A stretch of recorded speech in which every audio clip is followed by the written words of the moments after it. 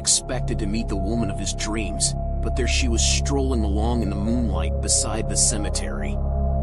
Carlos quickened his pace until he was level with her, hoping for a glimpse of her face under her veil. Carlos made a few remarks about the beautiful night and the lovely weather, anything to keep her talking. She stopped abruptly and turned to face him. He caught a glimpse of dark eyes glinting behind the veil. "What is it you want?" she asked. "A date, señorita." "Just a date." Carlos beamed at her. She paused and said, "I do not know.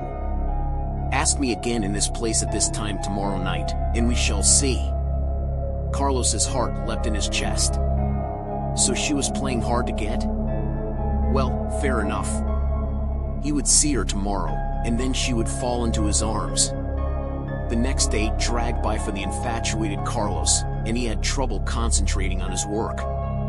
But at last he was free and running the few blocks to his home to change into a suitable outfit. He could barely contain himself, and he reached the cemetery a few minutes early. She was not there yet, so Carlos entertained himself by picturing his beautiful bride in their new home. Suddenly she was there in front of him, the moonlight sparkled off her veil. Carlos was enchanted. They talked for hours, standing in front of the graveyard. She was as witty as she was beautiful, and Carlos begged her for a date. "We will go out tomorrow night," she said. "I will send you a letter with the place and time." Carlos kissed her hand and floated away, so happy he wanted to sing for joy. Carlos was absolutely useless at work the next day.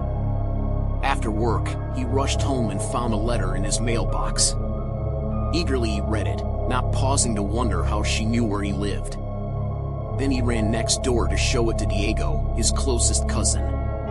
Diego went pale when he read her signature, Rosa Gonzale. This must be the same Rosa that died in a car crash last year. Diego tried to warn Carlos, but Carlos was already in love. That night as Carlos hurried to the cemetery, Diego followed, certain that his cousin was in over his head. Carlos bounded over to Rosa. "At last, we go out," he cried to her. "But first, my love, show me your face." At his words, Rosa pulled aside the veil. Back at the gate, Diego gave a gasp of shock, for she had the desiccated face of a skeleton. He was frozen to the spot by the power of the evil specter, unable to warn Carlos. Looking down, Carlos only saw the glamour the ghost was projecting. As the skeleton's withered arms trapped him, the veil on his eyes was lifted, and he realized in one heart-stopping moment the abomination he was kissing. The ground opened up, and with a laugh of triumph, the specter pulled him down and down into her tomb. The earth closed over Carlos and Rosa. Diego, freed from the ghost's spell, ran into the cemetery, shouting his cousin's name in terror. But it was too late. Carlos was dead, locked for all time in Rosa's arms.